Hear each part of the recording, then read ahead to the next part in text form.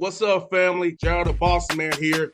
You're tuned into the Bossman Show on AM 1010, AM 1430, 1055 The King. Let the King out at 105theking.com and the Bossman Show at bossmanshow.com. Hit me up on Instagram, The Bossman Show, Twitter at Bossman Show, and Facebook, Bossman Show. It's the Bossman on your radio. Listen to the Bossman Show with your host, JR, Saturdays at 9 a.m. right here on AM 1010, The King. What's up, good people? BetOnline is your number one source for all your betting needs. The latest odds, lines, and matchup reports for baseball, boxing, golf, and more. BetOnline continues to be the fastest and easiest way to place your wagers, including live betting and your favorite casino and card games available to play right from your phone. Head to the website or use your mobile device to sign up today and get in on the action. Remember to use your promo code BELIEVE, B-L-E-A-V, for your 50% welcome bonus on your first deposit. BetOnline, where the game starts. BS3 Network, changing the way you watch TV. Yes, BS3 Network, changing the way you watch TV, covering content and hot topics from A to Z, sports, music, society and culture, movie reviews, you name it, we have it. Check it out on bs3network.com or check us out on Roku, BS3 TV on Roku, as well as check out your favorite podcast on all podcast platforms or Spreaker.com/BS3 Network. You are now tuned to BS3 Network.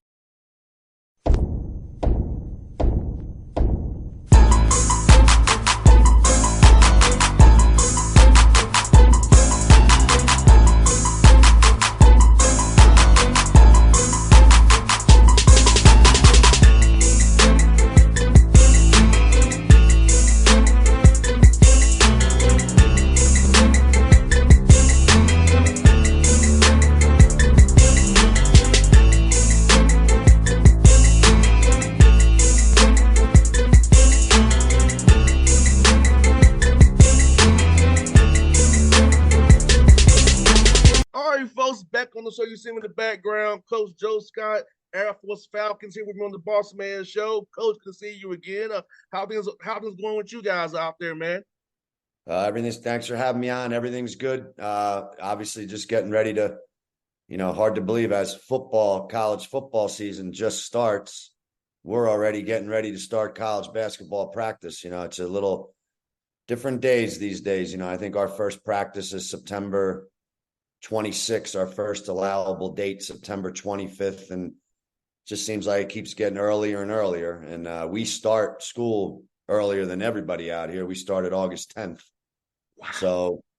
So I got to be real careful this time of year, with the amount that we do with our guys preseason, because it just can make it for such a long year. So this time of year, sort of, our guys play every day, just try to minimize the amount we actually coach them, that I coach them, so that this voice as we go through the year doesn't, for the guys doesn't get old, and that's a big part of this sort of fall preseason for us. Now, Coach, you said something very profound there. I remember when I was going to NC State playing football, we started school the last week of August. But of course, I had to be there for football camp earlier than that. Right. But school started the last week of August. Not, you said August 10th. That's no summer. Exactly. Well, that's our calendar. It's called the Air Force Academy. Our guys are almost always, in school. I mean, I'm not saying, and that's another reason why I just said what I said. It's not like our guys, we get a typical summer break, where maybe they're, away for 5 weeks, 6 weeks, we don't really get that. So even in the summertime, I don't demand their time. I know today in college sports, the college coach is like, be here on campus for 8 straight weeks. I just think that makes for a long year for any kid. I think that's why a lot of guys transfer, because they're constantly being like having their thumbs put on them when you're supposed to be a kid in college playing basketball and loving it. And in some respects, you got to know how to do it on your own. When you do something on your own, when it comes from you, that means you really love it. Yes. And that means you're going to stick with it and give it everything you have. When you're constantly being told what to do all the time and go lift weights and be on campus and you're constantly getting coached, that gets old. That gets old. And I think that makes, kids sort of after 2 years go, man, this is old. Let me go somewhere else. At least it'll be new and different. Yes. Even though they're going to find out it's the same, but it'll be new and different. Yes. You got that right, Coach. And Coach, can you believe this for you, man? This is your 4th season in your second stint as being a head coach of Air Force. Is it flown by for you, Coach, being your second time around there? Yeah, I think for me, the way I look at it is that first year when I got hired, it was COVID. There was no coaching going on. You know what I mean? You were just trying to. So for me, it's really been now 3 years back. This will be the way I look at it, like our 3rd year. We're actually coaching guys. We're getting guys. We're recruiting those guys. We're getting to the point where they're all our players, and we've through the whole recruiting process, and we're making progress. I know that we're making progress. I'm really looking forward to this season. I mean, we had our best player left, transferred. I mean, that's just what happens this year. Went to Clemson. So, instead of me, it's actually invigorating me to the point of, okay, we got to come up with ways to be better. We're not trying to replace what we lost. We have to be better. And here, we got to do things differently here. Our competition is unbelievable. Some people say it's the hardest job in the country, being in the Mountain West. I mean, the teams that we play in basketball. But that makes you got to come up with some different things. We got to come up with different ways of playing, different ways of thinking. And I'm really doing that already. We've already been doing it. We know what this plan is we have. And the plan is to make improvement again. We've made improvement. We got to keep making improvement. And we're going to have some guys step up. It's like we're going to have some juniors who we've coached who haven't really played. All right, well, we've been coaching you for a reason. It's time to step up. I'm talking about, it's like, it's like a Rocky, you're going to get into the ring and, are you going to be ready? Because you have a chance, and hopefully that's what we need here at Air Force. We don't have a transfer portal. Our transfer portal has to come from within our own program. We can't go get guys out of the transfer portal. We can only lose them to the transfer portal. But that just means that the guys within our program, they got to get better. They got to improve. And when I call their number, you're a 21-year-old kid, 22-year-old kid, and we've been coaching you. You got to step up. And, hopefully we're going to get that from a few key guys this year. And Coach, Scott, let me ask you this. When you're trying to recruit a young man to come to Air Force, a great academy, great education, great everything about Air Force, what are you looking for in a young man so that that he can handle the military piece of it, academic piece of it, and be able to play and will stay and not leave on you? Because I know that's very important. You don't invest into a kid that's going to leave on you after a year or two. So how do you go about trying to find the right fit, the right mixture of those things in a kid as you recruit them? Well, that is obviously the challenge. I don't know that last part. I've said since I've been back, there's a lot of everything's the same. The thing that's changed is you can just leave and play right away. If you had to sit out still, we wouldn't lose guys. The first time I was here and we won the Mountain West, nobody transferred. Well, you had to sit out. Why are you going to leave what you said? A great institution, a great education. You're playing in the Mountain West. You're doing well. Why are you going to leave? Well, today you can leave because, I can just go over there and play right away. And they might give me some money. So I don't know if we'll continue to find out how we'll meet that challenge, but it does come down to working hard to try to, in your recruiting, finding guys that straight basketball wise can compete at this level, or the kinds of guys who, if this kid's the right kind of kid and we coach him hard and we coach him the way we do, well, 2 years from now, he will be able to compete at this level. And we have to go about it sort of differently and find different pieces. But it then comes down to, finding that kid who has that ability, that sort of talent, but then whose mind, and brain and background and parents value what we do here. This is still really, for us, this is still college basketball. our guys get a great education. Our guys graduate in 4 years. To your point, I got 6 juniors this year. They will get through this place in 4 years, play college basketball in 4 years, get a great education.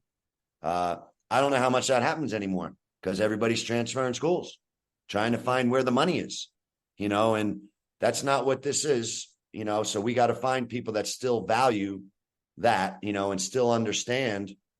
And I say this all the time, no matter what, you're 20, you're going to be 25 one day. You're going to graduate, hopefully you're going to graduate college. And what all these kids are going to find out, you need a job. I don't care where you are, what you do. The time's going to come where you're going to need to get a job. And here you go to the Air Force Academy, you graduate with a great degree, you got a job. You got one of the best jobs in the country. Automatic. You're making $90,000 a year. You got great benefits. You got a job in the career that you picked and majored in college. So, we still have to find people that understand that, value that, and know there's going to be the rest of your life, and I say this all the time. I mean, in this world we live in today, a lot of these kids are just going to find out when they're 26, there's no NIL money anymore. There's no such thing as NIL when you're 26 years old. Nobody's giving you money. You know what I mean? So, we still do things that way, and we have to find those kids. And most importantly is you still have to be a really good you got to be a really good basketball player. You got to love the game. You got to want to get coached and you want to get better. And if we can find those guys, well, then we'll compete. We'll swing for the fences. They say we can't win here, but I don't believe that. So, we'll swing for the fences. You've done it before. You definitely done it before.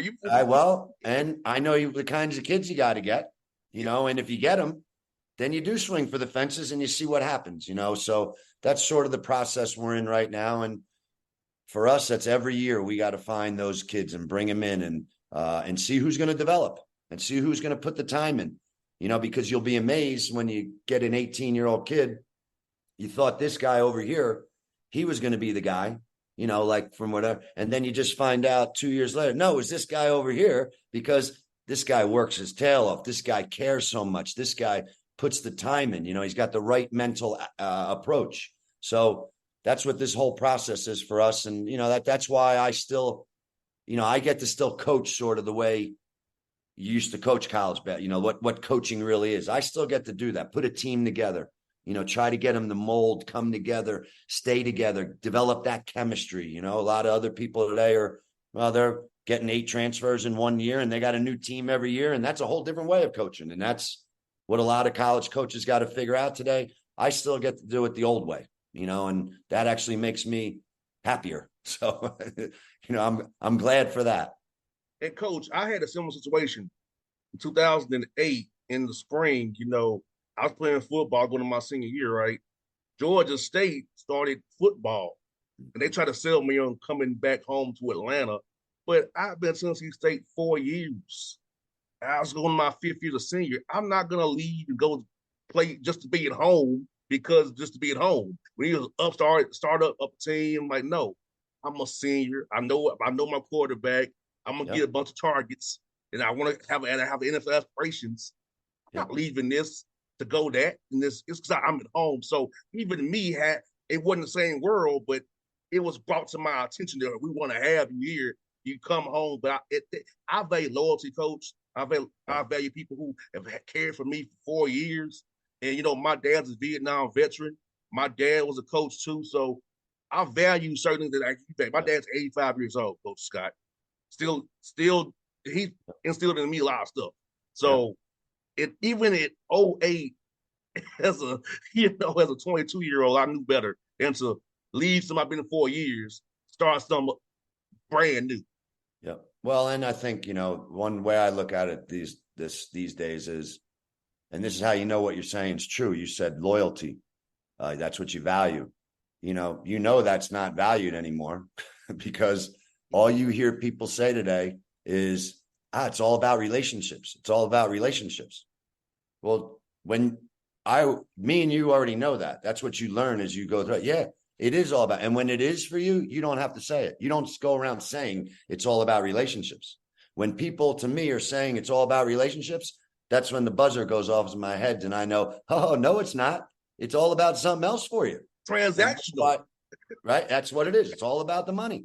It's all about what are you going to do for me? And Yes, it's not sir. about that relationship. It's not about that loyalty anymore, but that's fine. That's just the way it is. You know what I mean? And I really don't know anymore how much people value education.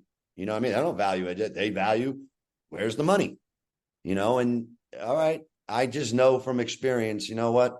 When you're 18, 19, 20, 21, 22, 23, that's when you got to learn, got to value your education. You got to know life's about relationships and it's about loyalty, because you're just going to find that out as you go through your life that it is, you know, and I think it's going to be one of the ramifications, negative consequences of this time is a lot of these kids are just going to find out when they're 28 and they went to 3 schools, they don't have any relationships. Mm-hmm. You know what I mean? Because you didn't take the time to build them, because it was all about you and what you wanted. And, you know, so again, I'm fortunate that I coach at a place where that is still what it's all about. You know, I'm unfortunate, you know, because it's such a hard job, you know, like that we're not the same as San Diego State. We're not the same as Colorado State, but we got to figure out ways to beat them. Well, that's what coaching's all about. That's what competition's all about. And we're still sort of doing it, you know, in that fashion, which, like I said earlier, you know, makes me really enjoy what I do. And Coach Scott, my dad was so happy here. I'm talking to you because my dad's a West Point guy. So my dad's so happy to be talking to you today, because he said, son, you're doing the right thing. People need to hear about the military schools. I said, Dad, I understand that. I know what I'm doing. That's right. You know, but I'm thankful for my dad, Coach Scott, because my dad gave me those qualities that are missing in today's young man. My dad instilled in me young about loyal relationships, making sound decisions, seeing the bigger picture, not the small picture. And a lot of these guys are taking this quick money just to be the 8th man on the bench and not. And where's your tape? Where's the film? Where's your film at? You didn't play. You only played 4 minutes here, 8 minutes a game, and we don't want to sign you. I'd rather be a world beater at a quote unquote non-Power 5 school and put out good film and put out good tape and get signed that way, and not just someone to take this quick money and I'm on the bench forever. You know, I'm not playing. Yeah, well, I mean, I call it the long game. You know, I mean, everybody today wants to play the short game, and that's not the way in life to be successful in life. You know, I mean, it's called the long game. You got to know it's the long game, and you put your time in, you build those relationships. You know, I have a son who plays at Princeton, and well, guess what? He's got great teammates. It's the long you play, you build that. You know what? You end up with something special. You know, and I played at Princeton and played for Coach Carrill. And all of us had one coach for 30 years, and the bonds that we have, the friendships that we have, you know, that's what college sport, you know, that's what it's about. You know what I mean? Everybody, okay, I want to keep playing. Right. Everybody wants to keep playing, but we all know in the grand scheme of things, the amount that you keep playing is going to be nowhere near the amount of the rest of your life. Yes. You know, and so, you know, again, we try to find those people. It might be getting harder and harder to find people who value education and the things we're talking about, but they're still out there, and we got to do it. And when you do it that way, I think, you know, over the course of 4 years and 5 years, man, you really do get something special. You know what I mean? You get to compete at such a high level. You get to compete at such a high level doing what you love with people you really respect and have a relationship with. And there's nothing like that. You know what I mean? That's called being on a team. And a lot of these kids, they're not on a team, man. They're all on their own team. These people are, you know, there's nothing like being on a team. You know what I mean? And when you're on one and you know it, that's when it's fun, you know, and when you're not, and you're on a bunch of guys who think they're on a team, who are all on their own team, it ain't any fun. You know, that's, I mean, and so again, I'm fortunate that I get to keep coaching this way, you know, and having to do it in a way where, okay, we got to come up with some different ways to compete against San Diego State, to play against New Mexico. You know, we got some really good teams in this league. San Diego State played for the national championship last year. All right, we got to figure out, I got to get guys who say, you know what? It doesn't matter what they say, right? It's what we do, because they say we can't beat them. All right, I don't know who they are, and I don't care who they are. I just care who we are and what we have inside Yes. of us, and hopefully we can keep building what we're doing here. And this year, if we could make progress again, then we're going to have a lot of guys back the following year. And that's, what building a team and building a program is. And, we'll get started here in the next couple of weeks. And Coach, I got two more for you, Coach. And one of them is about your MTE you're having out there, man. Tell me about the MTE you guys are hosted and what teams will be involved in the MTE. Yeah, but we got it's the Falcon Classic, Air Force Falcon Classic. We got William and Mary is coming out to play. Omaha is coming out of Summit League. So William and Mary's in the Colonial, Omaha's in the Summit League. And then we got Lindenwood, who's new to Division One, second year, I think, Division One. OVC school. Yep. What's that? OVC school. Yeah, exactly. Yep, exactly. They're coming out. They're from St. Louis. So, it's going to be good. It's going to be 3 games at our place, but we're doing 3 games over 4 days. So there'll actually be like a day off in between. But it's one of those things where these MTEs, doesn't matter if you're in one of the big time ones or whether you're in one that we're doing, it's an opportunity sort of to play 2 games in 2 days, maybe take a day. It's almost like conference tournament at the end of the year. Somewhere in there, you got to get that experience of, yeah, we got back-to-back games. We might have 3 games in a row if you want to actually win your conference tournament. So again, it's making sure you have those opportunities on your schedule. And for us, makes us, we got to be good at home. In order to be good at home, you got to play home games. You got to win those games. And when you're building a program again, well, then your fans are there and they see you playing at home and they see you winning. Okay, you do that non-conference. That's what you got to do first before you say you're going to do it in the Mountain West.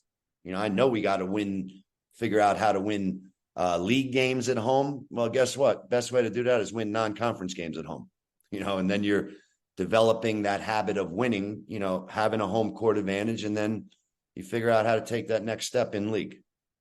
That's one for your coaches. With Coach, you're not coaching hard and doing your thing on the court, man. How do you get time just to Coach Scott and to decompress a little bit, get away from basketball and just kind of enjoy life? Well, I think I'm fortunate, I think, just in the fact that, I played for Pete Carrill, coached with Pete Carrill. My experience in coaching, and people would maybe look at Pete Carrill and think he was like just an intense rate, which he was, but he was an unbelievable sort of mentor, because I think sometimes someone might look at me like, well, he's so intense. And well, I think since I am, and since he was, we have such a way to know that, well, okay, I'm that intense, but you can't be that way all the time. So then there's a balance that I just naturally have. It's almost like when I leave, you know what I mean? And that doesn't mean I don't think, okay, what can we do better? But I'm not staying and going crazy, and I'm not crazy with my assistants. You know what I mean? It's like, hey, you guys have to have your own life. You're professionals. You got to figure that out. And, you got to know how to do your job. And I think if you can do it that way, again, you build a good team. I know my staff, my coaches like each other. They love being with each other. They enjoy spending time with each other. We spend time with each other outside of basketball, and I think that's what coaching really is. We all know, okay, I know you got to win. We all know you got to win. We all know there's that kind of pressure. Trick is, as you know it, don't have it come into your sort of personal life. You know what I mean? Just make sure you're able to enjoy your coaches and enjoy your family. I got 2 sons, one's at University of Georgia, one's playing at Princeton. And my wife, enjoy what you have, and figure out ways to make sure that you're always doing that. It's hard to do in this day and age because people are always thinking, but you can't worry about that. You know what I mean? Because none of that helps you when you're on the court. You know what I mean? None of that helps you get your players to do the things that you're asking them to do better.